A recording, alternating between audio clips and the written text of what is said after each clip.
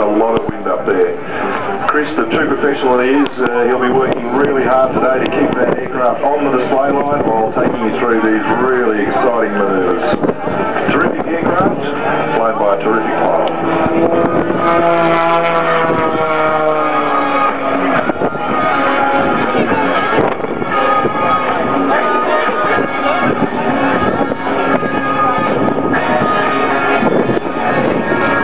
Looks totally out of control, and yet I can assure you that Chris has it totally under control.